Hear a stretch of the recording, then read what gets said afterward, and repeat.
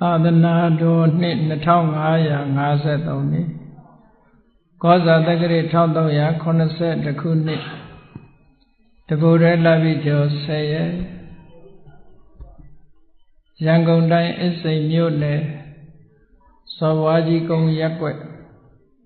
ထမ်းပင်ကုန်းဗရောက်မြိုင်စပယ်လန်းတွေ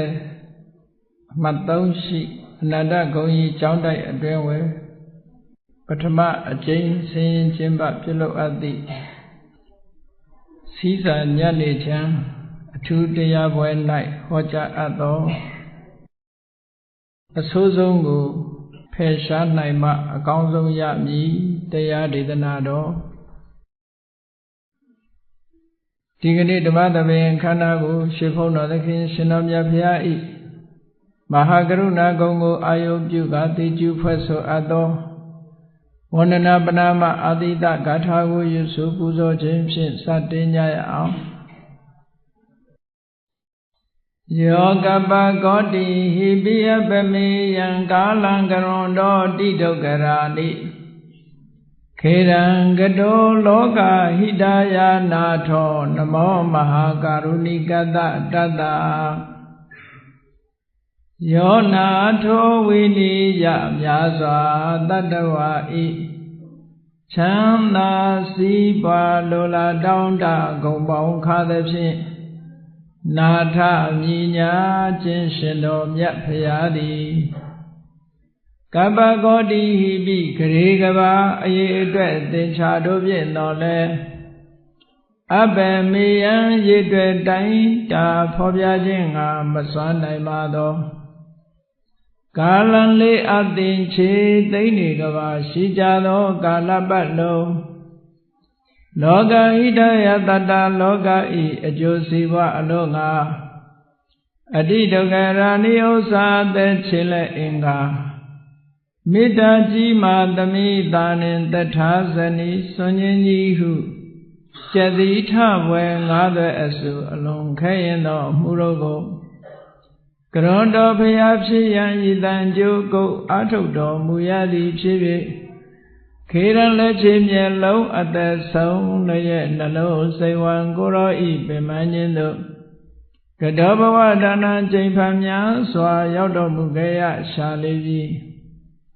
မဟာကရုဏီကတ္တတတ္တဝါများယင်ဝဲတာကဲ့သို့တနာချစ်ခင်မဟာကရုဏာရှင်ဖြစ်တော်မူသောတတနာတတဝိနည်းများစွာတတ္တဝါဤ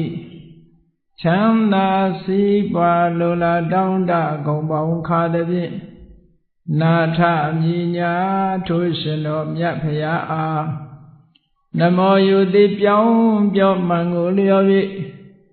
ကရောယုကျိုးရှိခိုးခြင်းသည်အထုဘဝတုစင်စစ်မသွေဖြစ်ပါစေတည်း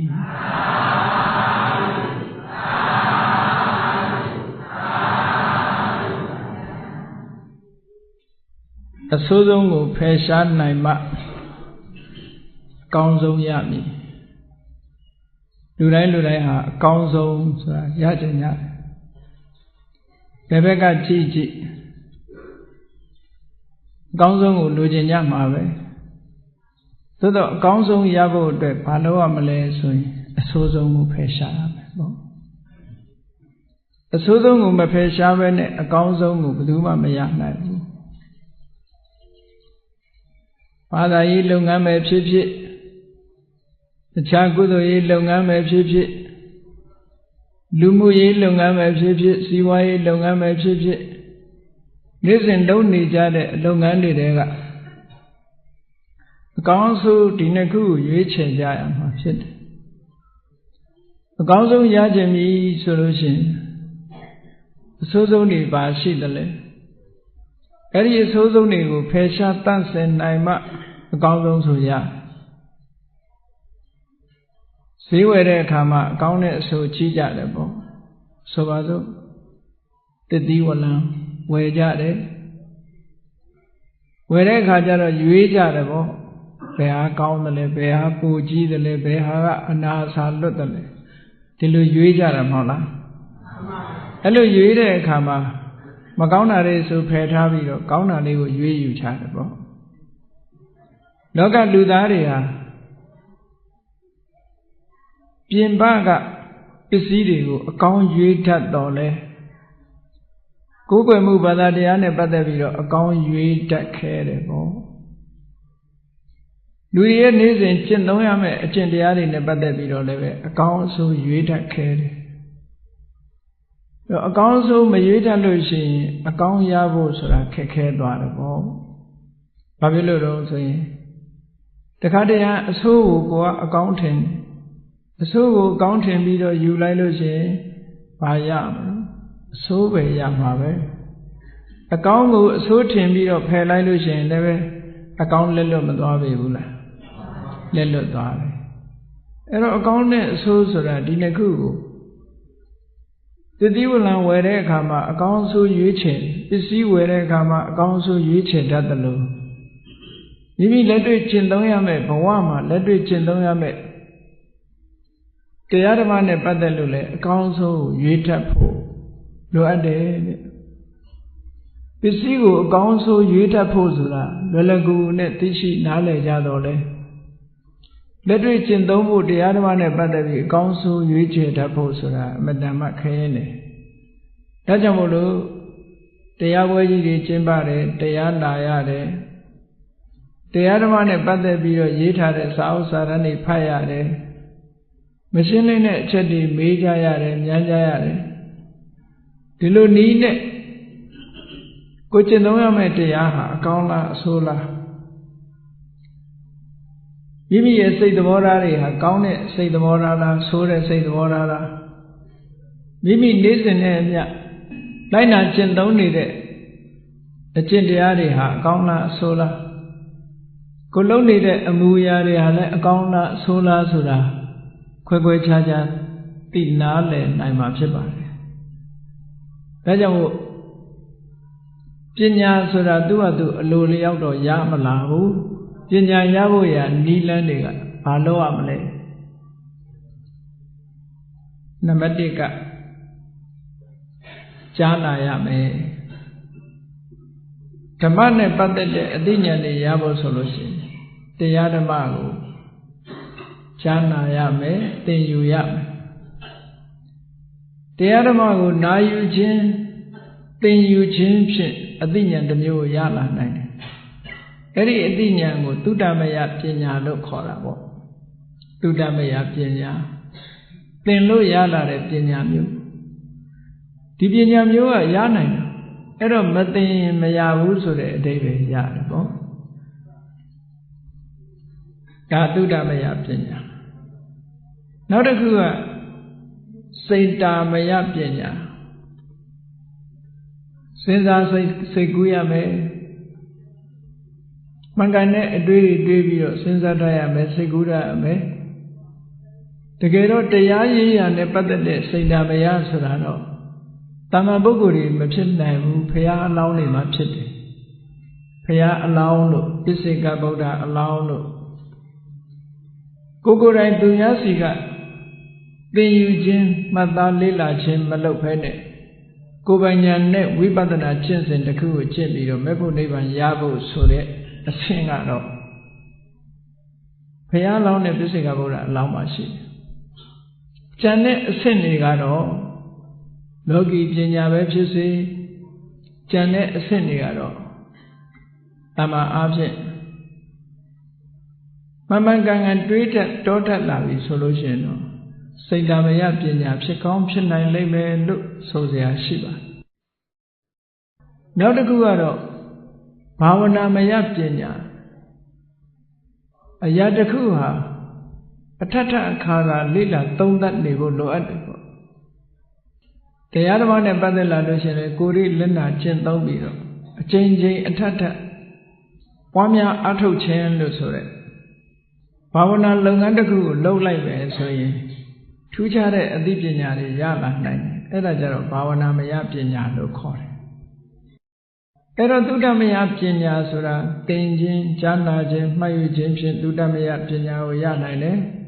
ထိုသင်ထားတဲ့အတိုင်းလက်တွေ့ကျင့်သုံးခြင်းဖြင့်ဘာဝနာမယပညာကိုရနိုင်တယ် တော့သုတ္တတို့ဘာဝနာတို့ဆိုတာမရှိလို့ရှိရင်အခုပြောတဲ့ပညာမျိုးတွေမရနိုင်ဘူးတဲ့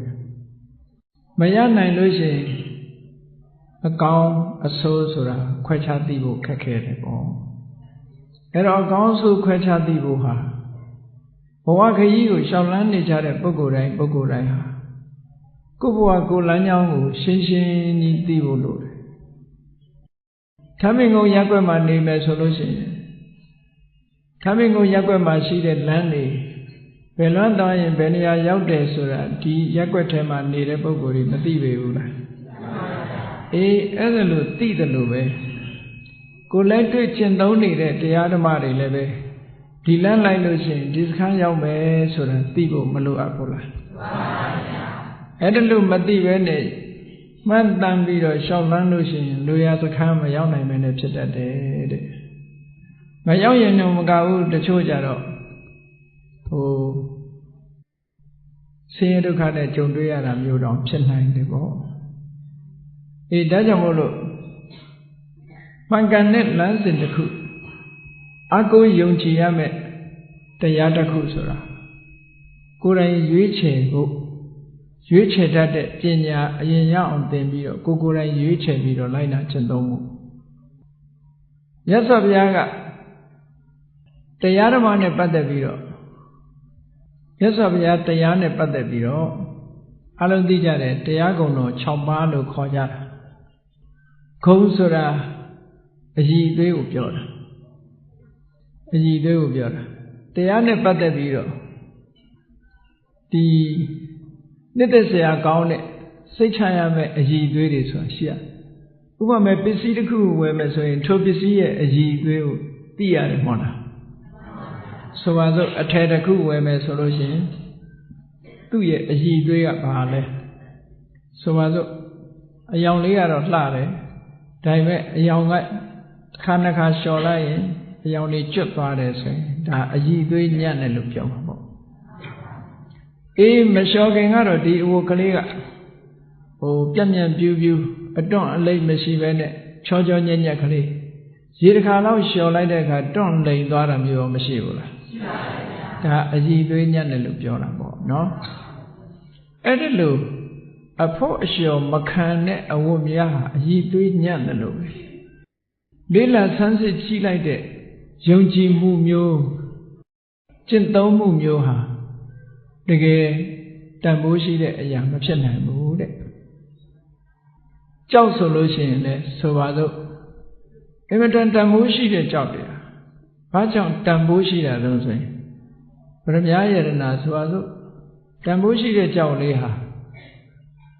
အယောင်ပြက်သွားတာလည်းမရှိဘူးမှေးမိန်သွားတာလည်းမရှိဘူးသူကတောက်ပမြဲတောက်ပနေတယ်စိန်တို့ဘာတို့ဆိုတာတာမန်ကြောက်တယ်နဲ့မတူဘူးဗရမ ्या တို့ဆိုတာလည်းတာမန်ကြောက်တယ်နဲ့မတူဘူးဒါကြောင့်မို့လို့တန်ဖိုးကြီးတယ်ရှားရှည်ခံတယ်ဒီလိုပစ္စည်းတွေမှာဆိုင်ရာအည်သွေးတွေရှိလမ်းပေါ်မှာလမ်းခင်းနဲ့ကြောက်ကြတော့အယောင်လည်းမရှိဘူးတန်ဖိုးလည်းမရှိဟုတ်ကဲ့လားပြီးတော့အဲ့ဒီကြောက်တုံးကိုကြည့်လိုက်မယ်ဆိုလို့ရှိရင်အက်တွေနဲ့အနာတွေနဲ့အစာတွေနဲ့ဗရမ ्या ကြောက်တုံးလေးကိုကြည့်လိုက်မယ်ဆိုရင်အက်လည်းမရှိဘူးအစင်းကြောင်လည်းမရှိဘူးအယောင်ကလည်းတောက်တယ်ဆိုတန်ဖိုးချင်းကမတူဘူးပေါ့အဲ့ဒီတန်ဖိုးကိုလည်းပဲနားလည်တဲ့ပုဂ္ဂိုလ်ကမှတန်ဖိုးထားတတ်တယ်ပေါ့နားမလည်တဲ့ပုဂ္ဂိုလ်ကျတော့တန်ဖိုးမထားတတ်ပြန်ဘူးအေးကောင်းပြီဗုဒ္ဓဟောကြားတဲ့တရားဓမ္မတွေနဲ့ပတ်သက်ပြီးတော့မြတ်စွာဘုရားကတရားဓမ္မရဲ့အည်အသွေးတွေကိုဘယ်လိုဖော်ပြထားတော့ဆိုရင်နံပါတ်1ကသွားခါတော်တဲ့သွားခါတော်ရဲ့အဓိပ္ပာယ်ကသူအခါတwell spoken မှန်မှန်ကန်ကန်ဟောထားတယ်အဲ့ဒါကအမတန်မှအရေးကြီးတယ်ကိုပြောတဲ့စကားမှန်ဖို့သိလို့တယ်မမှန်မကန်ပြောထားလို့ရှိရင်ဒီတရားကိုလိုက်နာကျင့်သုံးတဲ့ပုဂ္ဂိုလ်ဟာအကျိုးမဲ့ဖြစ်နိုင်တယ်ပေါ့ဆိုပါစို့လမ်းညွန်ပုဂ္ဂိုလ်တယောက်ကထမ်းမင်ကုန်းရက်ွက်ကိုဘယ်နေရာကသွားတယ်ဆိုတာ तू မသိပဲနဲ့လမ်းညွန်လိုက်ရင်အမှားလမ်းညွန်လိုက်ရင်ထမ်းမင်ကုန်းရက်ွက်ကြီးမရောက်ဘဲနဲ့တခြားလမ်းချော်မသွားနိုင်ပေဘူးလားပြောတဲ့အတိုင်း သူပြောတဲ့အတိုင်းလမ်းဟာဖြောင့်ပြီးတော့တကယ်ရောက်တဲ့ဟာမျိုးဖြစ်ရမယ်ပေါ့ဆိုပါစို့တကယ်မရှိဘဲနဲ့ရှိတယ်လို့ပြောထားတဲ့ပစ္စည်းတစ်ခုသွားရောက်ပြီးတော့တကယ်လက်တွေ့ကြည့်တဲ့အခါကျတော့အဲ့ဒီပစ္စည်းဟာမတွေ့ဘူးဆိုရင်အဲ့ဒီပုဂ္ဂိုလ်ရဲ့စကားဒီမှန်ကန်တဲ့စကားဖြစ်ပါမလားမဖြစ်ဘူးမြတ်စွာဘုရားကအဲ့လိုမျိုးမဟုတ်ဘူးသွားခါတောဘဂဝတာဓမ္မောမြတ်စွာဘုရားဟောပြောတဲ့ဘုန်းကြီးတို့တွေလိုက်နာကျင့်သုံးရမယ့်တရားဟာသွားခါတတကယ်အစစ်မှန်ကိုဟောထားတာလွဲမှားတာမရှိဘူးအရှိကိုအရှိတိုင်းတကယ်ရှိတာတကယ်ရောက်နိုင်တာကိုတကယ်ရောက်နိုင်တာလို့ဟောထားတာတဲ့ယုံကြည်စိတ်ချရတယ်တရားဓမ္မတွေဟာဒါနံပါတ်1အရေးကြီးဆုံးပဲအရက်ထဲမှာပြောတဲ့စကားတွေလည်း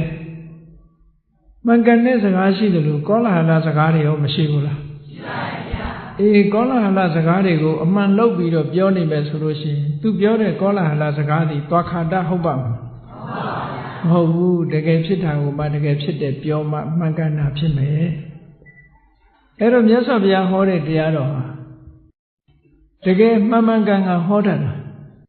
မှန်မှန်ကန်ကန်ဟောတယ်ဆိုတာ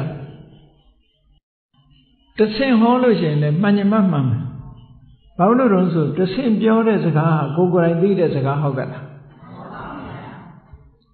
ရှင်းတော့က950ဇတ်ထဲမှာယုံကလေးတစ်ကောင်ကခြုံအောက်မှာအိတ်ရင်းကနေသူကတွေးတာဒါတရိစ္ဆာန်တွေမှာလည်းသူ့အတွေးလေးနဲ့သူရှိတယ်လူတွေလည်းအိတ်ရဝင်ရင်မတွေးဘူးလားတွေးတာပဲလူတွေတွေးတယ်လို့တရိစ္ဆာန်တွေကလည်းတွေးတယ်ယုံလေးကဘာတွေးနေတော့ဆိုလို့ဒီမြေကြီးများပြိုသွားရင်ဘယ်လိုလုပ်မလဲဒီတွေးလေးတွေးနေတာဟုတ်ကဲ့လားငါအိတ်နေတဲ့မြေကြီးပြိုကျသွားရင်ငါဘယ်လိုလုပ်မလို့ဆိုအတွေးလေးတွေးနေအဲ့ဒီအတွေးလေးတွေးနေတော့မှသူအိတ်နေတဲ့ခြုံပေါ်ထပင်ကလည်းပေါက်နေတာလေးရှိတယ်ထလက်တွေရှိတယ်အပေါ်မှာလည်းပဲတောတယ်ဆိုတော့တစ်ပင်တွေကမျိုးစိမျိုးစုံပေါက်တာသူအိတ်တဲ့ခြုံရဲ့အပေါ်မှာအောက်ခြေကထပင်ရွက်တွေထရွက်တွေနဲ့ထပင်ခတ်သေးသေးရှိတယ်အဲ့ဒီခြုံအောက်မှာသူကအိတ်နေတယ်ထိုထပင်နဲ့မြင့်တဲ့အပေါ်မှာအုံးရှိပင်ကြီးကရှိတယ်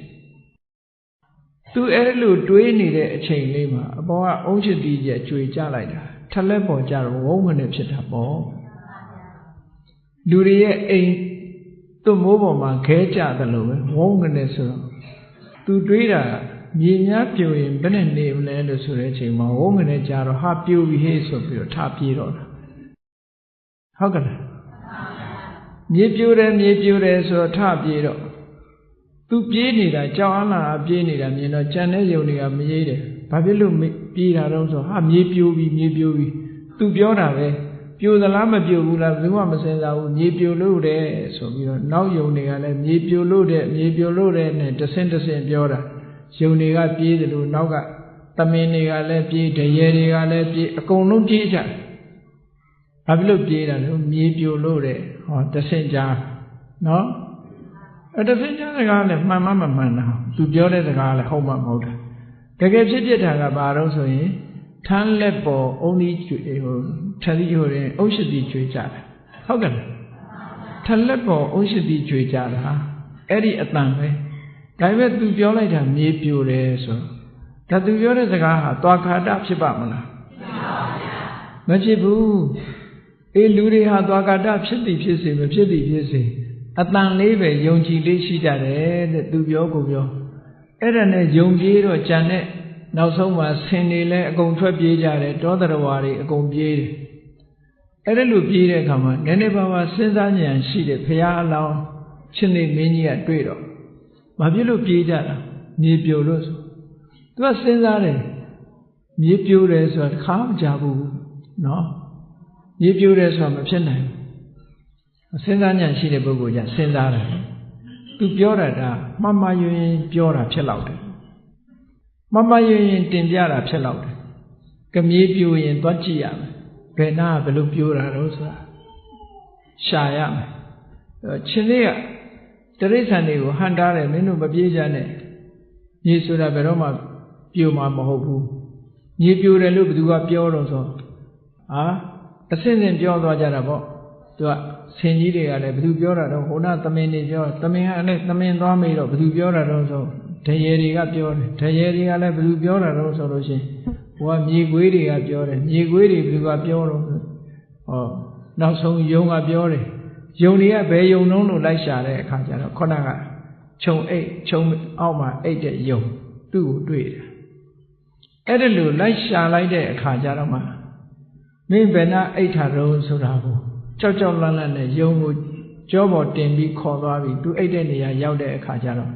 အဖြစ်မှန်ကဘာတော့ဆိုရင်အုံးရှိတိကထမ်းလက်ပေါ်ကျွေးကြတာတဲ့ဟုတ်ကဲ့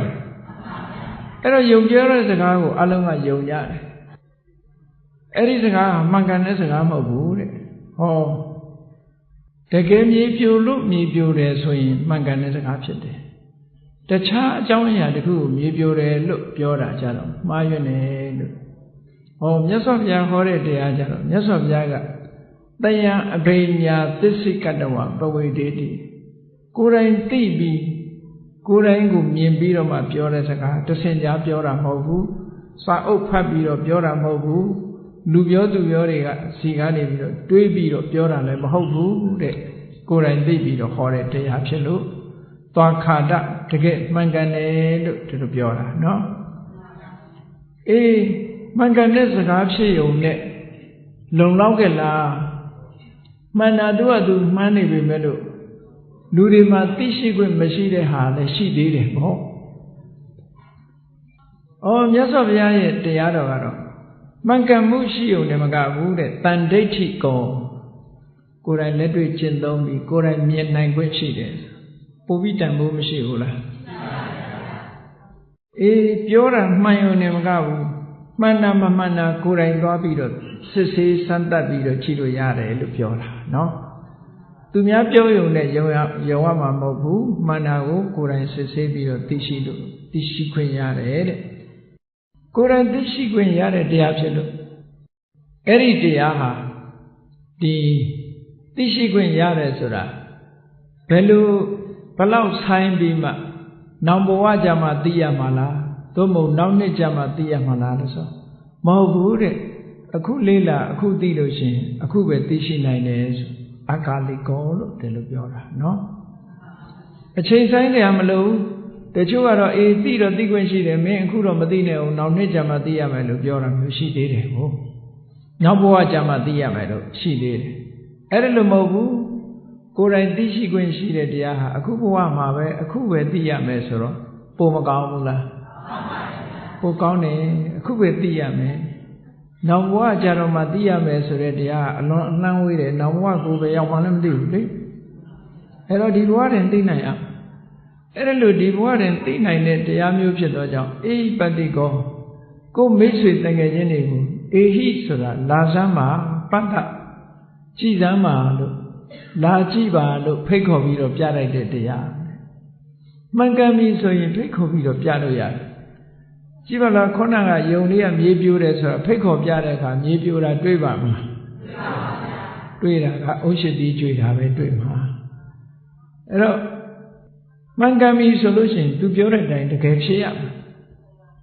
အေဟိပတိကိုလာကြည့်ပါလို့ခေါ်ပြီးတော့ပြနိုင်တဲ့တရားမျိုးဖြစ်တယ်တဲ့အေးအဲ့ဒါလို့ပြလို့ဒီတရားဓမ္မဟာလက်တွေ့ကျင့်သုံးတဲ့အခါမှာတကယ်ကိုငြိမ်းချမ်းမှုကိုပေးနိုင်တာဖြစ်သောကြောင့်ဩပနေယီကောအခုပဲကျင့်သုံးနေတယ်လူတိုင်းရဲ့နှလုံးသားထဲမှာထည့်ထားတဲ့လေလို့ဒီလိုအည်သွေးတွေရှိတယ်အဲ့ဒါလို့ကိုယ့်ရဲ့နှလုံးသားထဲမှာတရားဓမ္မနှလုံးသွင်းလိုက်ပြီးတရားဆိုတာအခုနှလုံးသွင်းအခုငြိမ်းအေးဆိုပါစို့လူတယောက်ဟာတစုံတစ်ခုဆွေမျိုးသားချင်းတွေပျက်စီးလို့တောကဖြစ်နေပြီဆိုပါစို့တောကဖြစ်နေတဲ့အချိန်မှာဖြစ်ရလေခြင်းဆိုလို့ရှိရင်ပိုးပူမလားဟုတ်လားငါဘယ်သူနဲ့နေရမှာတော့ဘယ်သူအားကိုးရမှာတော့လို့တွေးလို့ရှိရင်ရောပိုးမပူဘူးလား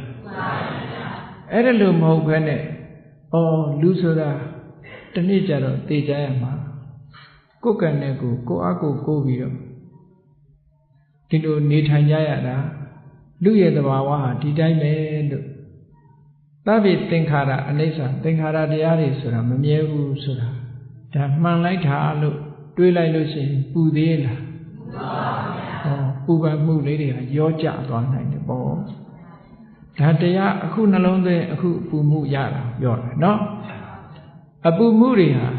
အေးချမ်းသွားဘလောက်ပူနေတဲ့အပူပဲဖြစ်ဖြစ်တရားသဘောကိုဆင်ခြင်စဉ်းစားကြည့်လိုက်လို့ရှိရင်ငြိမ်းချမ်းမှုလေးဟာနောက်ဆုံးမှာတတ္တရာမှုလေးအနည်းငယ်ရလာတယ်ပေါ့အဲ့ဒါကြောင့်မို့လို့ပစ္စတံဝေရိတဘောဝိညုဟိအသိဉာဏ်ရှိတဲ့ပုဂ္ဂိုလ်တိုင်းမိမိရဲ့ရှင်တဲ့နှလုံးထဲမှာကိုယ်စီခံစားနိုင်တဲ့တရားမျိုးတဲ့ဆိုတော့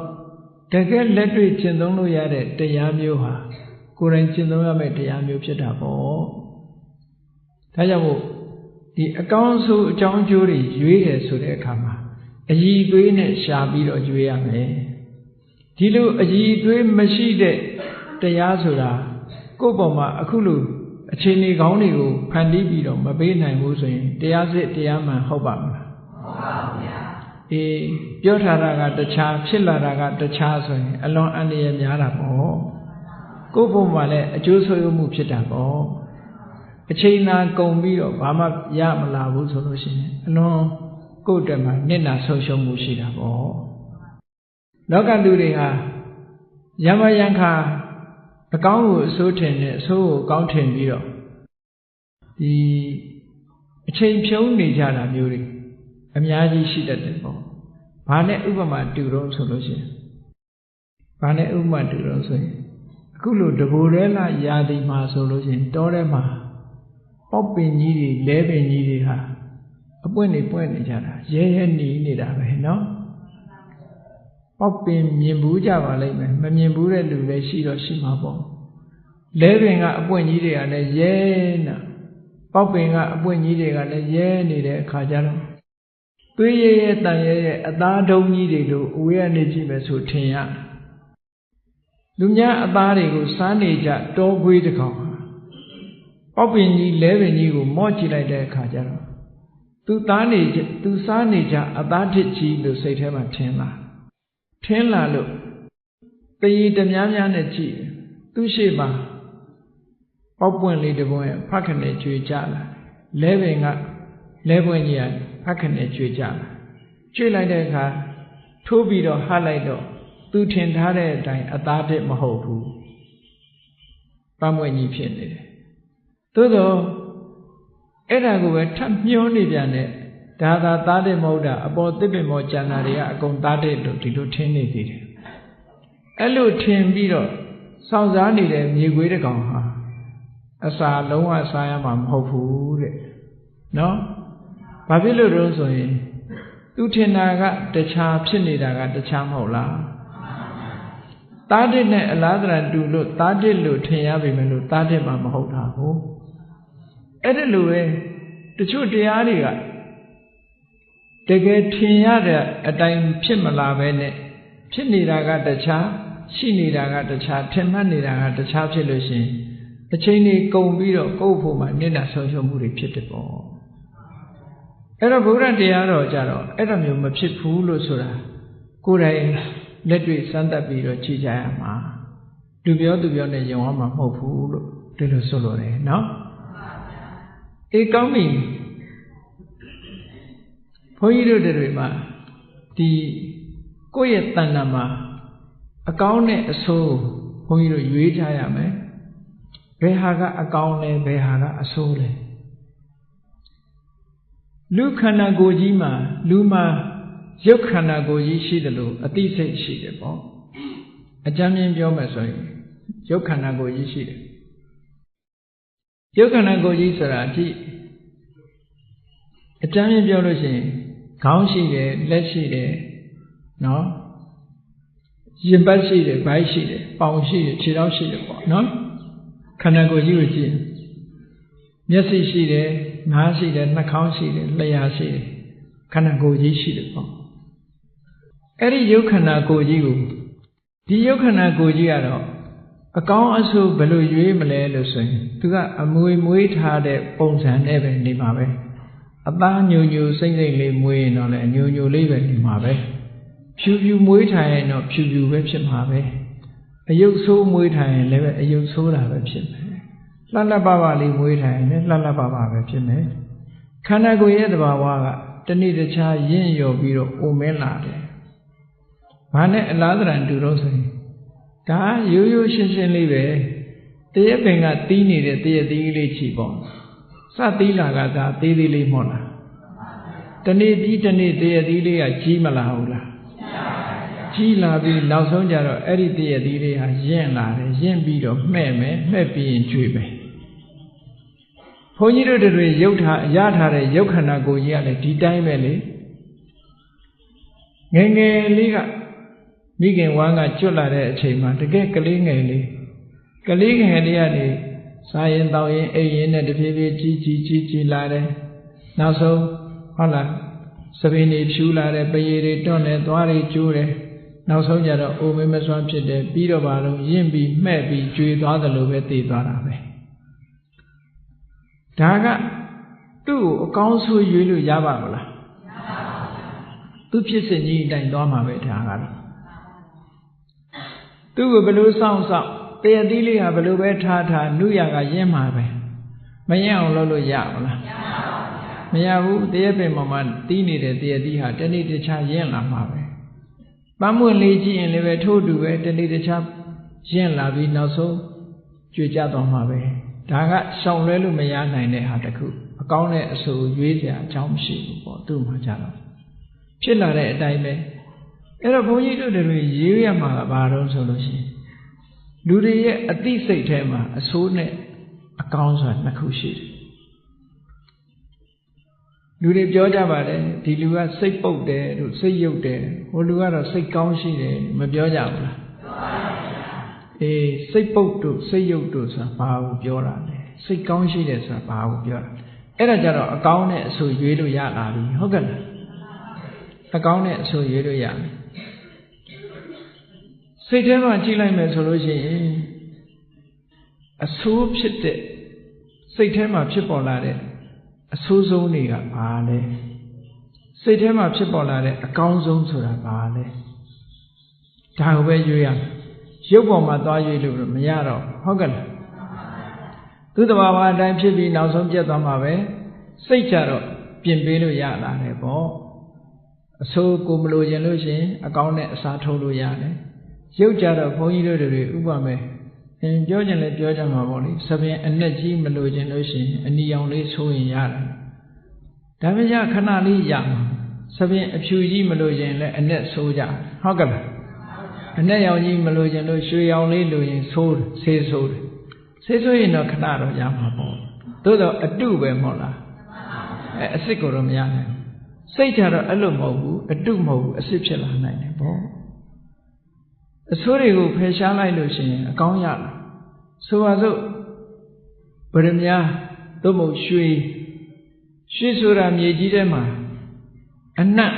တည်ရှိနေတာအဲ့ဒီမြေကြီးကတခြားတ attु တွေနဲ့ရောပြီးတော့ရွှေမုံလေးတွေကရှိနေတာကိုကျန်တဲ့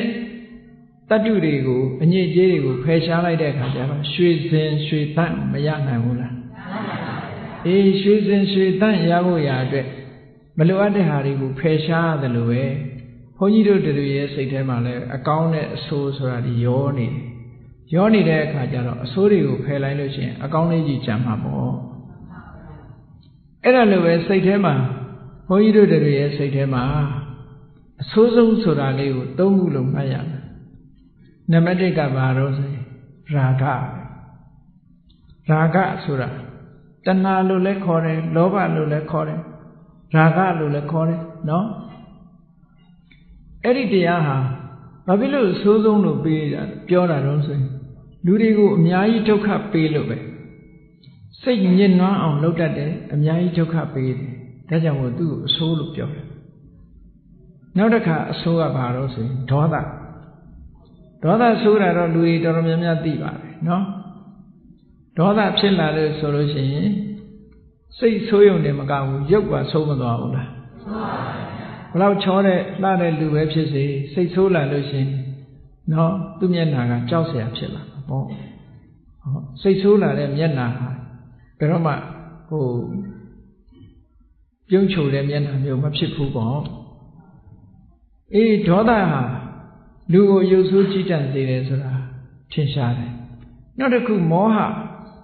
ဆိုတာအမှန်မသိတွေးဝေးတာ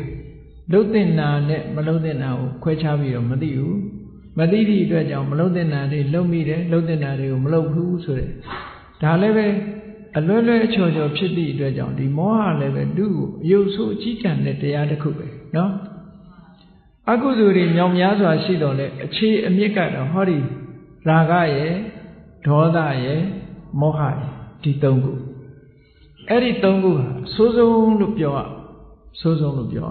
ကိုယ်စိတ်ထဲမှာတရားချစ်ခင်သူတော်စင်ပြိဿတို့ကိုယ်စိတ်လေးကိုကိုယ်အာယုံဆိုင်ပြီးတော့ကြည့်တို့စိတ်ထဲမှာရာဂဆိုတာရှိသလားဒေါသဆိုတာပေါ်လာတတ်တာရှိတယ်ဆိုတာပေါ်လာလို့ရှိရင်ရှိတယ်လို့ပြောရအမြဲတမ်းတော့လူကစိတ်ဆိုးမနေဘူးပေါ့အမြဲတမ်းလည်းလောဘတွေဖြစ်မနေဘူးပေါ့နော်ဖြစ်လာတဲ့အခါမှာဖြစ်လာလို့အဲ့ထဲမှာရှိတယ်လို့ပြောလို့ရတယ်ဆိုပါစို့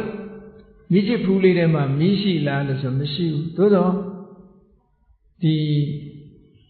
gas မီးချစ်ဖူးလေးဆိုတော့ gas မီးချစ်ဖူးလေးဟာ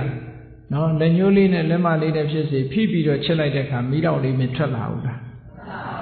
ထွက်လာတော့မီးလို့ချင်းအဲ့ဒီကနေမီးရတယ်လို့ပဲပေါ့လောဘတို့ဒေါသတို့မောဟတို့ဆိုတာလေစိတ်နဲ့အာယုန်နဲ့ဆုံလိုက်တဲ့အချိန်လေးမှာမီးပွင့်လာတယ်လို့ပဲလောဘကလည်းဖြောင်းကနေဖြစ်လာတယ်ဒေါသကလည်းပွားကနေဖြစ်လာတယ်မောဟတွေကလည်းဖြစ်လာတယ်ဒါလေးတွေဖြစ်လာတာကိုကြည့်လို့ရှိရင်ငါတဏ္ဍာမှာအော်လောဘရှိပါလားဒေါသရှိပါလားမောဟရှိပါလားလို့မသိနိုင်ဘူးလားအေးကိုယ်စိတ်ထဲမှာအဆိုးဆုံးလေးတွေရှိနေတယ်ဆိုတာသိဖို့လိုအပ်တယ်ပေါ့အဲ့ဒီအဆိုးဆုံးလေးတွေကိုမဖယ်နိုင်ဘူးဆိုရင်အကောင်းဆုံးဘယ်တော့မှမရဘူးခုနကရွှေနဲ့ရောနေတဲ့ရွှေရဲ့အညစ်အကြေးဖြစ်တဲ့ဓာတ်တတ္တုတွေကိုမဖယ်ရှားဘူးဆိုလို့ရှိရင်ရွှေစင်ရွှေသန့်မရနိုင်တယ်လို့ပဲစိတ်ထဲမှာလည်းပဲအညစ်အကြေးဖြစ်တဲ့ရာဂဒေါသမောဟဆိုတဲ့ဒီအညစ်အကြေးတွေကိုမဖယ်ရှားနိုင်လို့ရှိရင်မရနိုင်ဘူးပေါ့ဒါကြောင့်မို့ဒီအညစ်အကြေးတွေရဲ့ဒီအညစ်အကြေးတွေကိုအဆိုးဆုံးတွေကိုအရင်သိအောင်ကြိုးစားရသိအောင်ကြိုးစားပြီးတော့အေးဒါတွေကိုဖယ်ရှားတဲ့နီလန်းနဲ့စနစ်တကျဖယ်ရှားပြီးဆိုရင်ဘုန်းကြီးတို့တွေဟာအကောင်းဆုံးကိုဖယ်လိုက်တာနဲ့တပြိုင်နက်အဆိုးဆုံးကိုဖယ်လိုက်တာနဲ့တပြိုင်နက်အကောင်းဆုံးကိုလက်ခံရရှိကြမှာဖြစ်ပါတယ်ဒါနဲ့ပတ်သက်ပြီးတော့ရှင်အာနန္ဒာစီပြပိုက်တယောက်ကဆန္ဒဆိုတဲ့ပြပိုက်တယောက်ကမိဂုံးထုတ်ထားတာလေးနဲ့ပတ်သက်ပြီးတော့မှတ်သားဖို့ရအမှန်တန်ကောင်းတယ်ပေါ့ရှင်အာနန္ဒာကရှင်းပြီးတော့ပြတယ်အဲ့ဒီပြပိုက်ကမေးတယ်အရှင်ဘုရားတို့ရာဂဆိုတဲ့စိတ်ရဲ့အဆိုးဆုံးအညစ်အကြေးတရားဒေါသဆိုတဲ့စိတ်ရဲ့အညစ်အကြေးတရားမောဟဆိုတဲ့စိတ်ရဲ့အညစ်အကြေးတရားတွေကိုဖယ်ရှားဖို့အရှင်ဘုရားတို့ဟောပြောပါသလားလို့ဆိုဟောပြောတယ်ဒါဖြင့်ရာဂဒေါသမောဟမှာဘယ်လိုအခြေအနေဆိုးတွေရှိနေလို့လဲတဲ့ဘာဖြစ်လို့ဖယ်ရှားရဖို့ကြိုးစားကြသလဲဆိုတာအဲ့ဒါကိုမှတ်သားဖို့လိုအပ်တယ်ပေါ့အဲ့ဒီမှာရှင်အနန္ဒမထေရမြတ်ကထောက်ပြထားတယ်ဘာဖြစ်လို့ဒီရာဂကဘလို့ဒုက္ခပေးတာလဲဘုန်းကြီးတို့တွေတယောက်နဲ့တယောက်တော့တူချင်မှတူမယ်ပေါ့နော်အလုံးခြုံငုံပြီးတော့ရာဂကဘလို့ဒုက္ခပေးတယ်လဲဆိုတာကိုမစဉ်းစားသင့်ဘူးလားစဉ်းစားသင့်တယ်ကဲကောင်းပြီတဏှာရာဂဖြစ်လာပြီပစ္စည်းတစ်ခုလိုချင်လာပြီလူငယ်လူရွယ်တွေနဲ့ပတ်သက်လာတဲ့ဟုတ်လားလိမ်မတူတဲ့ပုဂ္ဂိုလ်ကိုတတ်မဲ့လာတယ်ဆိုတဲ့အချိန်မှာတစ်မျိုးပစ္စည်းဥစ္စာတစ်ခုကိုလိုချင်လာတယ်ဆိုတဲ့အခါမှာလည်းတစ်မျိုးတွေ့တာမှုဆိုတာတွေနဲ့ပတ်သက်လာတဲ့အခါမှာလည်းတစ်မျိုးပေါ့ရာဂဆိုတာအမျိုးမျိုးရှိတယ်နော်ပစ္စည်းကိုတွေ့တာရှိတယ်လူကိုတွေ့တာရှိတယ်ပေါ့အလုံးတွေ့တာမှုလေးတွေဖြစ်လာတဲ့အခါမှာဒီရာဂဆိုတဲ့လောဘ တဏှာတို့ဆိုတဲ့ဒီတရားလေးဟာစိတ်ထဲကနေပြီးတော့မိတောက်ကလေးလို့ပေါ်လာပြီဆိုလို့ရှိရင်ကဲကြည့်မိတောက်ကလေးတစ်ခုဟာပေါ်လာပြီးတဲ့ထင်းချောင်းပေါ်မှာမိတောက်ကလေးကူးဆက်သွားပြီးထင်းချောင်းပေါ်မှာမိတောက်ကလေးပေါ်လာပြီဆိုရင်အဲ့ဒီထင်းချောင်းလေးကဘာဖြစ်သွားလဲအလောင်းခံရတယ်အလောင်းခံရတဲ့ထင်းချောင်းလေးဟာငကိုကပုံတရံဖြစ်ပါသေးလားမဖြစ်ဘူးမဲသွားမယ်ပြဖြစ်သွားမယ်ဒါမီးအလောင်းခံရတဲ့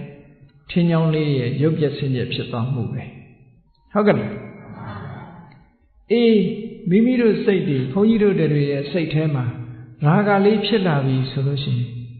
ဒါအလောင်းခံရတဲ့သဘောတစ်ခုပဲအလောင်းခံရလို့ရှိရင်စိတ်ကလေးကမဲသွားတာလို့ပြဖြစ်သွားတာလို့ဒီလိုဖြစ်သွားတာပဲပြောင်းလဲသွားတယ်ရုပ်ပြဆင်းရဲဖြစ်တယ်အဲ့ဒါကိုဒီနေရာမှာထောက်ပြထားတာကဘာတော့လို့ဆိုလို့ရှိရင်ရာဂတရားဖြစ်ပေါ်လာပြီဆိုလို့ရှိရင်တဲ့ကိုယ်လည်းနှိမ့်ဆက်မိတတ်တယ်ကိုယ်လည်းဒုက္ခပေးတယ်ဟုတ်တယ်လေတဏှာရာဂစိတ်တွေဖြစ်လို့နောက်ဆုံးမှာအ ਨੇ ဆုံးအိတ်မပြောတာဖြစ်တယ်ဟုတ်ကဲ့လားဒီတဏှာရာဂစိတ်တွေဖြစ်လာလို့ရှိရင်အိတ်မပြောတာဖြစ်တယ်လူချင်းစိတ်တွေပြင်းထန်နေလို့ဒုက္ခတွေရောက်တယ်ဒါတွေကကိုယ့်ဘက်ကိုချက်ကြည့်ုံနဲ့ပဲသိနိုင်ပါတယ်ဒီတရားတွေကနော်အကုန်သေးစိတ်တောင်ပြောเสียမလိုဘူးတဏှာရာဂဆိုတဲ့ဒီလူချင်းလောဘစိတ်ကလေးဖြစ်လာလို့ရှိရင်ဆိုပါစို့သူများပစ္စည်းကိုလူချင်းနဲ့လောဘဖြစ်နေတဲ့သခိုးတယောက်ဟာသူများပစ္စည်းကိုဘယ်ချိန်ခိုးယူရပါမလဲဆိုတော့အမြဲချောင်းပြီးတော့သူများတွေအေးတက်တက်တာအိတ်နေတဲ့အချိန်မှာသူအိတ်ရရဲ့လားအိတ်ရဘူးအပင်ပန်းဆင်းရဲခံပြီးတော့ဒီပစ္စည်းလေးရဖို့လိုချင်တဲ့စိတ်အကြောင်းမို့လို့ဒုက္ခရောက်တာနော်ဟောရပြီးတဲ့အခါလည်းဘယ်ရောက်တော့ဆို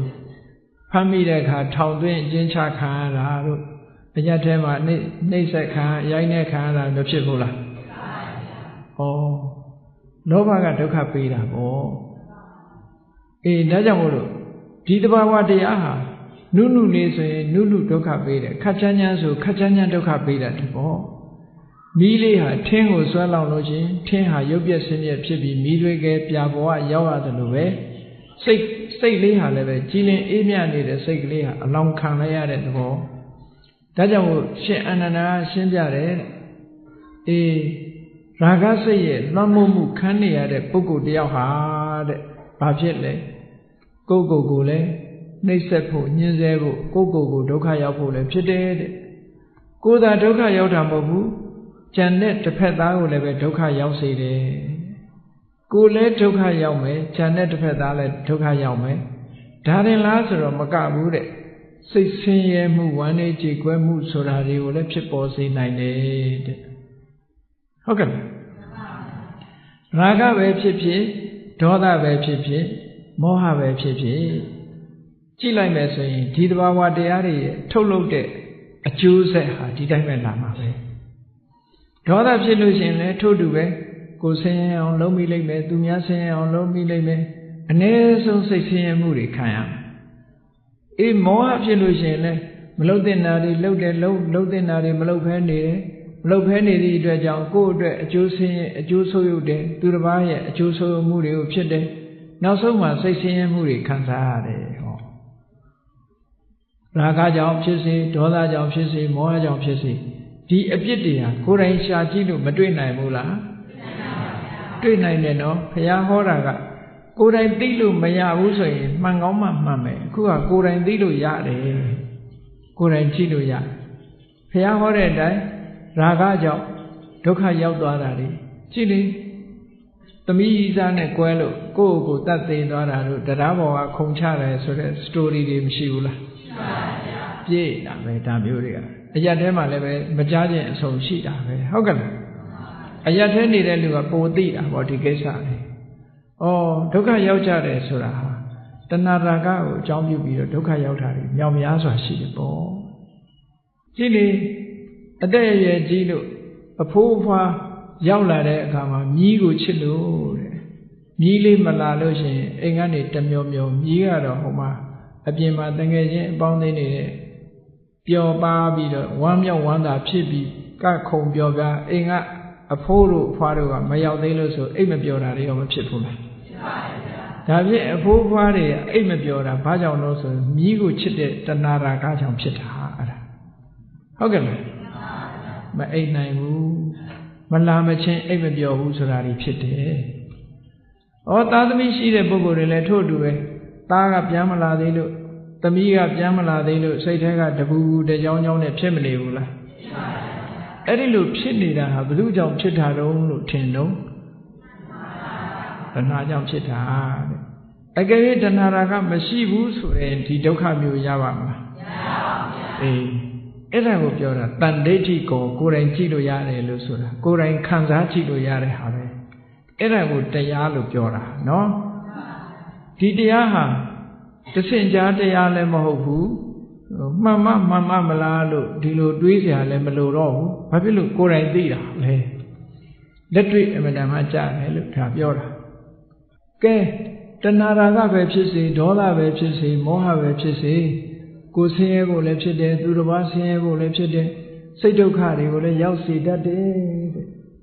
ဒါတွေမဲ့လားဆိုရင်ကြည့်လေမကသေးဘူးဒီတရားဖြစ်နေလို့ရှင်ဒီလိုဒုက္ခတွေရောက်တာကိုသိရတယ်လို့တဏှာရာဂမရှိတော့ဘူးဆိုလို့ရှင်လည်းအဲ့ဒီဒုက္ခတွေမရှိတော့ဟုတ်ကဲ့ဥပမာပဲမြည်မရှိလို့ဖြစ်စေသားသမီးမရှိတဲ့ပုဂ္ဂိုလ်ပဲဖြစ်စေသားသမီးနဲ့ပတ်သက်တဲ့အချစ်မရှိသည့်အတွက်ကြောင့်မြည်နဲ့ပတ်သက်တဲ့အချစ်တန်ရောစဉ်မရှိသည့်အတွက်ကြောင့်မြည်ကိုပူရတာသားသမီးကိုပူရတာမျိုးရှိသေးလားမရှိတော့ဘူးဒါတဏှာရာဂရှိရင်ပူတယ်တဏှာရာဂမရှိရင်မပူဘူးဆိုတာအမတန်မှထင်ရှားပါတယ်အေးဒါကြောင့်မလို့ဒါတဏှာရာဂရဲ့အပြစ်ဒေါသရဲ့အပြစ်မောဟရဲ့အပြစ်တွေဒီလိုအပြစ်တွေရှိတယ်ဒါကြောင့်မလို့ဒီတဏှာရာဂဆိုတာတို့တွေဖယ်ရှားပြစ်မှအဆိုးဆုံးလို့ဆိုတဲ့ပူလောင်မှုတွေကိုဖြစ်ပေါ်စေတတ်တဲ့အဆိုးဆုံးကိုဖယ်ရှားမှငြိမ်းချမ်းမှုဆိုတဲ့အကောင်းဆုံးကိုလက်ခံရရှိကြမှာဖြစ်တယ်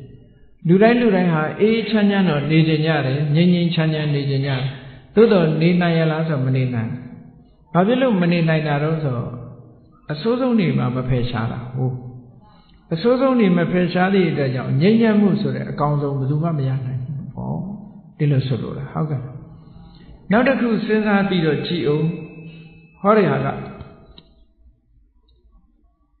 ရာဂဖြစ်စေဒေါသဖြစ်စေမောဟဖြစ်စေ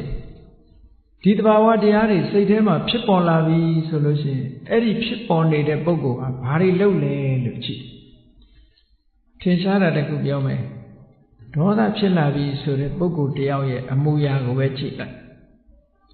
ဒေါသဖြစ်လာတဲ့ပုဂ္ဂိုလ်တယောက်ဟာတွေးရင်ဘာတွေတွေးမလို့ဆိုရင်ကိုယ်နဲ့မတည့်တဲ့လူသေပါသေးဆိုတဲ့အတွေးမျိုးမတွေးဘူးလားဒီလူဒုက္ခရောက်သွားပါစေဆိုတဲ့အတွေးရိုက်ချင်နှက်ချင်တဲ့အတွေးတွေမတွေးဘူးလားအေးအဲ့ဒါတွေးနေတာဗျာပါဒလို့ခေါ်တယ်ဟောကြည့်စိတ်ထဲမှာဒီအတွေးတွေတွေးနေတယ်ဟောပြောတဲ့အခါကျတော့လည်းပဲချမ်းချမ်းထန်ထန်ရိုင်းဆိုင်ပြောတယ်ဘယ်တော့မှချိုးချိုးသားသားမပြောဘူးဒါဘယ်သူကြောင့်ဖြစ်တာတော့ဆိုဒေါသကြောင့်ဖြစ်တာပဲလှုပ်တဲ့အခါလည်းပဲသွားတဲ့လာတဲ့အခါမှာလည်းပဲဆောင်းအောင်အနည်းဆုံးလှုပ်တယ်ရိုက်မယ်နှက်မယ်လှုပ်တယ်ဒေါသထွက်လာလို့ရှိရင်ဟုတ်ကဲ့လားအဲ့တော့ဒီဒေါသဟာလူရဲ့စိတ်ကိုလည်းပဲရိုင်းပြစေတယ်နှုတ်ကိုလည်းထွက်ချမ်းစေတယ်ပြီးတော့ရိုက်နဲ့တပ်ဖြတ်ခြင်းဆိုတဲ့အမှုတွေကိုလည်းကျူးလွန်စေတယ်ဆိုတော့ကောင်းကျိုးချမ်းသာပေးတဲ့တရားမျိုးဟုတ်ပါမလားဟုတ်ပါဗျာအေးလူတွေဟာစိတ်ကလေးပြေသွားလို့ရှိရင်ဒေါသမရှိတော့ဘူးစိတ်ကလေးပြေသွားပြီဆိုလို့ရှိရင်ဟောဖြစ်သေးလားအရက်ထဲမှာဇနီးမောင်နှံ2ယောက်လင်မယားရံဖြစ်ပြီဆိုရင်ဟုတ်လားဝုန်းတိုင်းကျဲနေတာပဲเนาะဘုန်းကြီးတို့တခါအရက်ထဲကြောင်းတစ်ကြောင်းနေဘူးတယ်အိုးဝုန်းတိုင်းကျဲနေဟောနောက်ရကြတော့လေထမင်းတူတူစားနေကြဗျာရောဂျေးနေတဲ့အခါကျတော့ဟုတ်နိုင်ငံခြားလူတွေတခါတလေပြောပြတယ်ဒီအဘိဓမ္မာသင်တန်းပို့ချရင်ပေါ့လူတွေကလို့အမတန်မှရည်စရာကောင်းတယ်လို့ဒေါသထွက်နေတယ်ဆိုလို့ရှိရင်သူတို့နိုင်ငံခြားဆယ်နီးကဆဲတယ်ဆို bloody hell လို့ဆဲတယ်နော်တွေးရဲနဲ့ငရဲကြီးလို့ဆဲတာနော် bloody hell ဆိုပြော ဒေါသပြေသွားပြီဆိုတဲ့အခါကျတော့တယောက်တယောက်ဘာခေါ် sweetie တဲ့ honey တဲ့အမလေး sweetie ဆိုတာချိုတယ်ပေါ့ချိုချိုလေးပေါ့ honey ဆိုတာလည်းပြားရည်အချိုပဲဟုတ်ကဲ့လားဒီတဲ့ချိုတာရှိရင်ပြောဦးမှာနော် sweetie တဲ့ honey တဲ့ dear တဲ့ဖြစ်လာတယ်အဲ့ဒါလိုပဲဘယ်လိုမျိုးပဲဖြစ်ဖြစ်ချိုးနေတဲ့ဒီစိတ်ကြီးနေတဲ့အချိန်မှာစကားလုံးကတစ်မျိုးနော်ဒေါသထွက်လာတဲ့အခါမှာစကားလုံးကတစ်မျိုးဒေါသထွက်နေတဲ့စကားလုံးကလှတာလားဒေါသမချိတဲ့အချိန်ကစကားလုံးကလှတာလားဘယ်စကားလုံးကလှမထင်ဒေါသရှိတဲ့စကားလုံးဆိုရင်အလွန်ကြမ်းတမ်းပြီးဒေါသမရှိတဲ့အချိန်ထွက်တဲ့စကားလုံးကကဲဒေါသမရှိဘဲနဲ့အဲ့ဒီလိုကြမ်းတမ်းထန်ထန်စကားလုံးကထွက်ကြတာမထွက်ဘူးတဲ့အဲ့တော့ဒီလိုကြမ်းတမ်းတဲ့စကားလုံးကိုထုတ်လုပ်တဲ့ဒေါသဘယ်အကောင်းဖြစ်တော့မလဲပေါ့ဒါအမတန်မှထင်ရှားတယ်ကိုလက်တွေ့ကျင့်သုံးလို့ရတဲ့တရားတွေဒါကြောင့်မို့ရှင်အနန္ဒာကပြောပြတယ်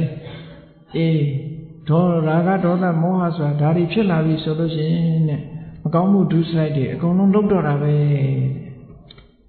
တယောက်နဲ့တယောက်တော့မတူဘူးပေါ့နော်ဒုစရိုက်တွေလုပ်တယ်လောဘဒေါသမောဟငြိမ်းသွားတာနဲ့တပြိုင်တည်းဒုစရိုက်မလုပ်တော့ဘူးတဲ့ဒါဟာအပြစ်တစ်ခုပါပဲဟောနောက်တစ်ခုကြည့်တဲ့အခါကျတော့ကြည့်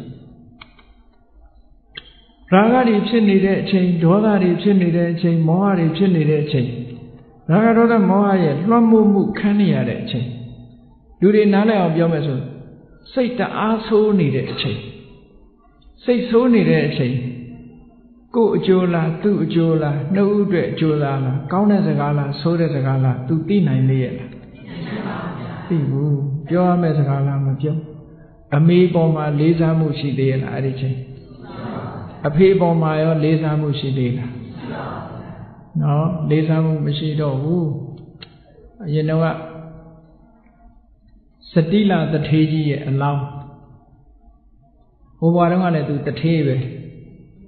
အဲ့ဒီလိုစတိလအလောင်းတထေးကြီးကဟိုဘွားတုန်းကရွှေပရိန်တယ်ပေါ့ကသဗ္ဗမြတ်စွာဘုရားဓာတ်တော်တွေကိုဌာပနာတဲ့ဈေးကြီးကသဗ္ဗမြတ်စွာဘုရားအတွက်ဓာတ်တော်တွေဌာပနာဖို့ဈေးကြီးတီးနေတဲ့အချိန်မှာယဟန္တာတစ်ပါးကစတိလအလောင်း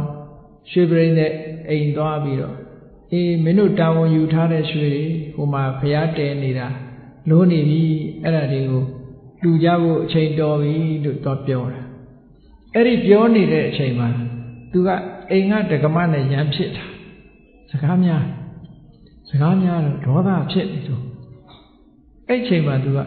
ဒေါသကမပြေသေးတော့အဲ့ဒီယဟန္တာကနေပြီးတော့ရွှေတွေပို့ဖို့သွားပြီးပြောတဲ့အခါကျဘာပြောလိုက်တော့ဆိုကိုတော့ဖရာရေထဲသာမျောပလိုက်လို့ပြောတယ်အဲ့လိုပြောလိုက်သည့်အတွက်ကြောင့်သူဟာဘဝတိုင်းမှာမွေးခြင်းရေမျောခံရတာဖြစ်တာဒါစတိလဝတ္ထုကိုကြည့်လို့ရှိရင်တွေ့တယ်အဲ့တော့ဒေါသဖြစ်လာပြီဆိုလို့ရှိရင်လူတွေကစကားကောင်းမပြောတော့ဘူးเนาะအမေပေမဲ့လို့ရိုးသေးသေးမပြောတော့ဘူးအဖေကလည်းရိုးသေးသေးမပြောတော့ဘူးတန်ဃာတွေလည်းရိုးသေးသေးမပြောတော့ဘူးအရက်ထဲများဆိုတခါတော့ဆရာတော်ကြီးတစ်ပါးတရားဟောတာအရက်ထဲမှာတဲ့ရံဖြစ်နေတယ်အိမ်တိန်ကရံဖြစ်နေတယ်ဟိုဘက်အိမ်ကဘုန်းကြီးတွေဆွမ်းကပ်နေတယ်ပေါ့အဲ့တော့ဘေးကတတိပေးတယ်ဟဲ့ဟိုဘက်ကဘုန်းကြီးတွေတန်ဃာတွေရှိတယ်တူတူပြောဆိုစိတ်ဆိုးနေလို့ကဘာပြောတော့ဆိုဂါးလို့ပြောတယ်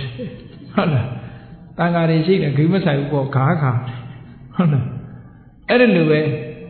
ဒေါသဖြစ်နေပြီဆိုရင်ဘာကိုမှဂိမဆိုင်တော့တာနော်ဂိမဆိုင်တော့တဲ့အနေအထားမျိုးရောက်တယ်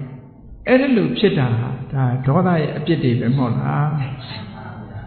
ရာဂရဲ့အပြစ်တွေဒေါသရဲ့အပြစ်တွေမောဟရဲ့အပြစ်တွေဆိုရင်ကိုကျိုးကိုလည်းဟုတ်ဒီပတ်တိမသိတော့ဘူးမှန်ကန်မသိတော့ဘူးသူတစ်ပါးရဲ့အကျိုးကိုမှန်ကန်စွာမသိတော့ဘူးလှုပ်တဲ့နာမလှုပ်တဲ့နာလည်းမသိတော့ဘူးတဲ့မှားရင်းနေအကုန်လှုပ်တယ်ဒါကြောင့်မို့လို့ရာဂဒေါသမောဟကိုဖယ်ရှားပြရမယ်တဲ့အဆိုးဆုံးနောက်တစ်ခုကျတော့ဘာတော့လို့ဆိုလို့ရှိရင်ရာဂပဲဖြစ်ဖြစ်ဒေါသပဲဖြစ်ဖြစ်မောဟပဲဖြစ်ဖြစ်ဘုန်းကြီးတို့တွေရဲ့စိတ်ကိုလွှမ်းမိုးထားမယ်ဒါလွှမ်းမိုးနေတဲ့အချိန်ပြောတာအချိန်တိုင်းမလွှမ်းမိုးဘူးနော်တခါတလေတရားနှလုံးသွင်းနေတဲ့အချိန်မှာဒေါသဖြစ်ခဲ့တာ မဖြစ်ဘူးလောဘလည်းမဖြစ်ဘူးဒေါသလည်းမဖြစ်ဘူးမောဟလည်းမဖြစ်ဘူးတရားနာနေတယ်တရားစာအုပ်ကလေးဖတ်နေတယ်လောဘလည်းမဖြစ်ဘူးဒေါသလည်းမဖြစ်ဘူးမောဟလည်းမဖြစ်ဘူးဟုတ်လားအဲ့ဒီအချိန်မျိုးမဟုတ်ပဲနဲ့လောဘဖြစ်နေတဲ့အချိန်ဒေါသဖြစ်နေတဲ့အချိန်မောဟတွေရဲ့လွှမ်းမိုးမှုကိုရနေတဲ့အချိန်ဆိုလို့ရှိရင်လူဟာဘာဖြစ်သွားလဲအဲ့လောဘဒေါသမောဟတွေကလူကိုအမှန်မမြင်အောင်ကန့်သွားအောင်လုပ်နိုင်တယ်ဒါတင်စားပြီးတော့ပြောတာအသိဉာဏ်မရှိတော့ဘူးကိုပြောတာကန့်အောင်လုပ်တယ်လောဘဒေါသမောဟဒါကြောင့်မလို့ပြောကြတယ်လေသူကနော် love is blind ဆိုတာကြားဘူးတယ်မဟုတ်လားနော်အတိတ်တွေကပါတယ် love is blind ဆိုတာအချစ်ဆိုတာမျက်စိမရှိဘူးဟုတ်လားကန်းနေတယ်ပေါ့အဲ့ဒါ love တစ်ခုတည်းတင်ပြောတာမဟုတ်ဘူး hatred is blind ပဲနော်မုန်းတီးခြင်းဆိုတဲ့ဒေါသတရား anger is blind ပဲanger လည်း blind ပဲ delusion is blind မောဟကလည်း blind ပဲဟုတ်ကဲ့ make it blind အဲ့တော့လက်ကလည်း make blind ပဲဟိုတဏှာရာဂကလည်းပဲလူကိုအကန့်ဖြစ်စေတယ်အကန့်ဆိုတာအကျိုးအကြောင်းမစင်ကြင်နိုင်တာမမြင်တာကိုပြောတာမြတ်စွာဘုရားဟောတဲ့တရားထဲမှာလည်းပဲရာဂအန္တကရဏောတဲ့ရာဂောအန္တကရဏောရာဂဆိုတဲ့တရားဟာကန့်အောင်လုပ်တတ်တယ်ဟောဒေါသောအန္တကရဏောဒေါသဆိုတဲ့တရားလည်းကန့်အောင်လုပ်တတ်တယ်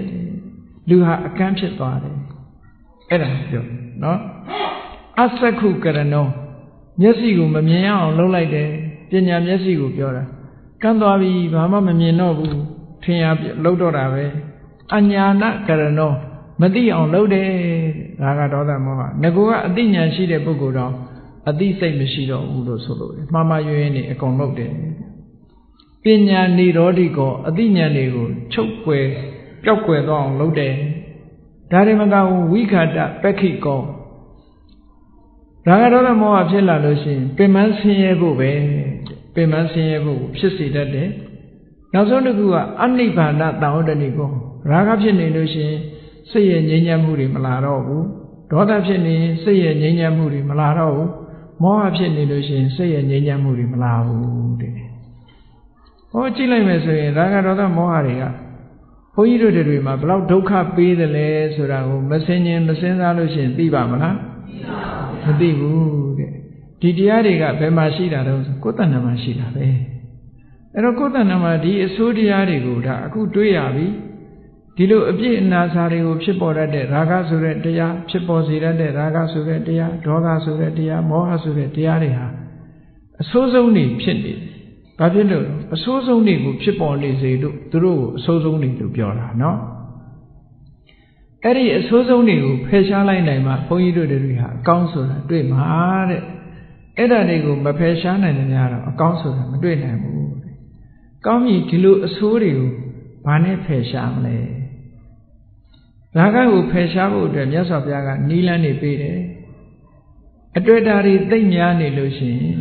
မမြဲတဲ့သဘာဝတရားကိုမကြမကြဆင်ခြင်ပေးရမယ်တဲ့လောဘကကြီးနေမှာပဲပစ္စည်းဥစ္စာကိုတွေ့တာမှုများလာတဲ့ပုဂ္ဂိုလ်တွေကဘာဆင်ခြင်စဉ်းစားမှာအေးပစ္စည်းဥစ္စာဆိုတာတဘောတခဏပဲဘယ်ရာမှမမြဲဘူးနော်လူကတော့လဲဥစ္စာကိုစွန့်ဥစ္စာကတော့လဲလူကိုစွန့်သိရင်အကုန်ထားခဲ့ရမှာပဲဒါတွေတွဲနေလို့လဲအလကားပဲဟောအနိစ္စသဘောကိုဆင်ခြင်စဉ်းစားကြည့်လိုက်လို့ရှင်ပစ္စည်းပေါ်တွဲတာကိုလျှော့ချလို့ရပါလူပေါ်တွဲတာလည်းပဲထို့တူပဲအေးသူလဲသူတနေ့သိရမှာငါလဲတနေ့သိရမှာပဲတနေ့ကျတော့ခွဲခွာကြရမှာပဲပိယေဟိဝိပယောကောတနေ့ကျလို့ရှင်ဟုတ်လားတတ္တဝါသင်္ခါရတွေနဲ့တို့တွေဟာခွဲခြားရမှာတွေကြီးပဲဒါတွေကိုတွေ့တာနေလို့မဖြစ်ဘူးလို့တရားသဘောနဲ့ဆင်ခြင်စဉ်းစားကြည့်လိုက်လို့ရှိရင်တွေ့တာမှုတွေရောကျသွားနိုင်တယ်ပေါ့နောက်ဆုံးကျတော့ဖယ်ရှားပြစ်နိုင်အောင်အတုပကမ္မထံကိုပွားခြင်းအတုပဆိုတာမတင့်မတည့်ယွန်ရှာပွဲကိုယ်ခန္ဓာကိုယ်ရဲ့တင့်တယ်မှုမရှိတဲ့သဘောတွေကိုဆင်ခြင်စဉ်းစားတာဒါအတုပလို့ပြောတာနော်အခုကလူတွေကတော့ဟိုသေတဲ့လူမှာအတုပလို့သွားထင်မှန်ကတော့အသက်ရှင်နေတဲ့ပုဂ္ဂိုလ်တွေလည်းအတုပပဲနော်မတင့်တယ်တာကိုပြောတာအတုပဆိုတဲ့စကားလုံးကမတင့်တယ်ဘူးလို့ပြောတာတင့်တယ်ယွန်ရှာမှုတွေဖြစ်စေတယ်အဲ့ဒီအတုပတင်ညာ လူတွေဆိုတာတင့်တယ်မှုမရှိဘူးဆိုတာတွေကိုယွန်စရာတွေနဲ့ပြည့်တည်တယ်ဆိုတာကိုဆင်ခြင်စဉ်းစားခြင်းဖြင့်ခုနကရာဂကိုလျှော့ချနိုင်ပါတယ်တဲ့ဟောနောက်တစ်ခုဒေါသကိုဘယ်နည်းနဲ့လျှော့ချရမလို့ဆိုဒေါသလျှော့ချဖို့အတွက်ကြတော့မုန်းတိမှုကိုဖယ်ရှားနိုင်တဲ့မေတ္တာတရားကိုပွားများအထောက်ခြင်းဖြင့်လျှော့ချနိုင်တယ်အလုံးနေအစဉ်ပြေကြပါစေဆိုတဲ့မေတ္တာတရားပွားရဒါကြောင့်မို့လို့မြတ်စွာဘုရားကဒေါသတပါဟနာယမေတ္တာဘာဝေတ္တပါမေတ္တာဘာဝေတ္တပါဒေါသတပါဟနာယဒေါသကိုဖယ်ရှားဖို့အတွက်မေတ္တာဘာဝနာပွားတဲ့မေတ္တာဘာဝနာပွားခြင်းဖြင့်တစားနဲ့တစားဒေါသတွေဟာနည်းပါးသွားပြီးနောက်ဆုံးဟာဖယ်ရှားခြင်းခံရတဲ့အနေအထားမျိုးထိရောက်သွားနိုင်တယ်ဒါဖြင့်မောဟကြတော့ဘာနဲ့ဖယ်ရှားမလို့ပညာနဲ့ပဲဖယ်ရှားလို့ရတယ်အသိလိမ္မာဉာဏ်ပညာရအောင်တရားဓမ္မတွေနေရာနာရမယ်တရားစာအုပ်တွေဖတ်ရမယ်မေးမြန်းရမယ်ဆွေးနွေးရမယ်ကိုယ်တိုင်လည်းလက်တွေ့သိတဲ့လောက်ကျင့်သုံးရမယ်အဲ့ဒီနည်းနဲ့သုတမယပညာတွေရလာမယ်ဘာဝနာမယပညာတွေရလာတဲ့အခါကျတော့မောဟဆိုတာတစားနဲလာဘာသာရေးအလုပ်တွေနဲ့ပတ်သက်လာရင်ဒီတရားကကျင့်သုံးတဲ့တရားဒီတရားကမကျင့်သုံးတဲ့တရား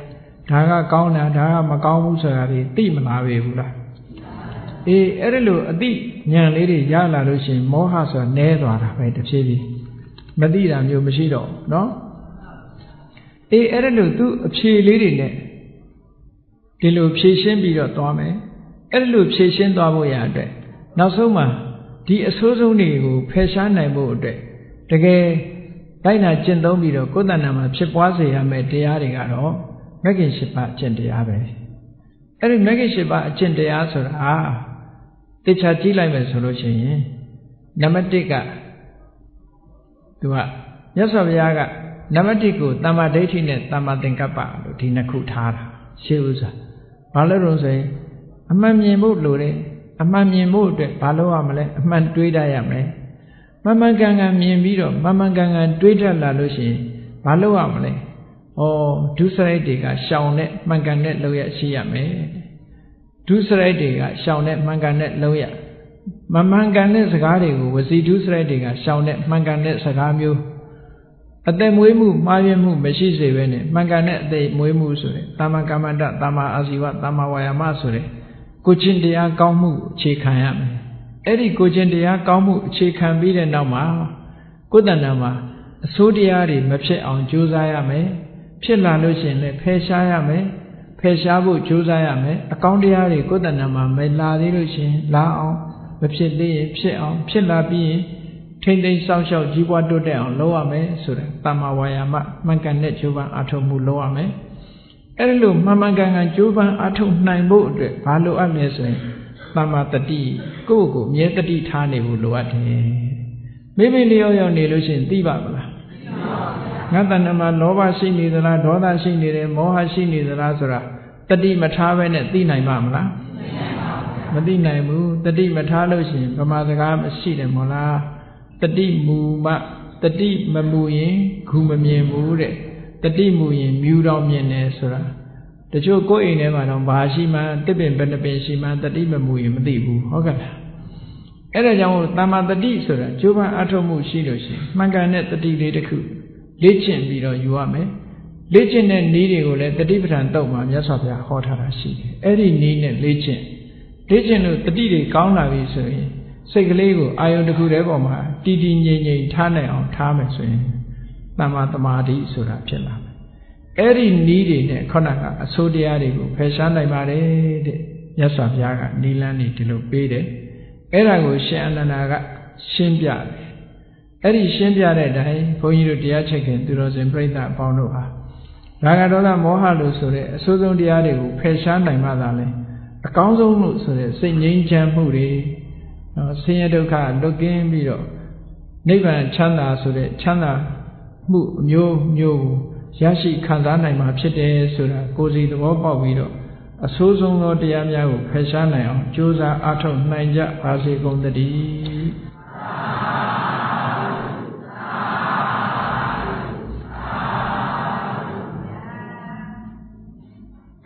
မေတ္တာပွားရအောင်တတ္တဝါများစွာဘေးရန်ကွာ ချမ်းသာကြပါစေတတ္တဝါများစွာဘေးရန်ကွာချမ်းသာကြပါစေမေတ္တာရေချမ်းသွန်ကားဖြံငြိမ်းချမ်းကြပါစေမေတ္တာရေချမ်းသွန်ကားဖြံငြိမ်းချမ်းကြပါစေသက်ရှိချမ်းသာစိတ်ချမ်းသာဒုယဆန္ဒပြည့်ပါစေသက်ရှိချမ်းသာစိတ်ချမ်းသာဒုယဆန္ဒပြည့်ပါစေဓမ္မောတတံပိဝိတဝါနဝိသာတဗ္ဗေတမုဟတာအစရာမရာတိတိဘာဝံနိဗ္ဗာနံယန္တုသာရောဓမ္မောတရံလောဘဒေါသမောဟစိတ်တောက်ကင်းပြောက်ကြည်တရားစေကိုပိဝိတဝါဝန္တာရှင်ပြတောက်ကြရနာကြရကုန်သောကြောင့်ဝိသာတဗ္ဗေပူဇာညစ်နောက်ကိလေသာအစိတ်အတောက်ဟုသမျှတို့သည်သမုဟတပိဉ္စဘက်တွင်ရေမတင်တဲ့ကဲ့သို့ကင်းစင်လွင်ပြောင်းပိမရောက်အောင်ပဲဖြောင်းအပ်ကုန်သည်ဟွန်တုစင်စစ်မသွေဖြစ်ကြပါစေကုန်သတည်းအစရမရံအိုခြင်းလဲကွာနာခြင်းလဲကင်းသေးခြင်းလဲရှင်ထသောတိတိဘဝံကိလေသာဟုပုခသိင်ကင်းခြင်းရာအစစ်ဖြစ်ပေထသောနိဗ္ဗာန်နိဗ္ဗာန်ဟုခေါ်အေးမြူတော်သို့သာရောတရားချစ်ခင်စိတ်ကောင်းဝိညာသူတော်စင်များတို့သည်ယန္တုပါရမီအစဉ်စဉ်မြင့်လည်းမြင်၍မလင့်ပုံသေးဆက်ရောက်တော်မူကြပါစေကုန်သတည်း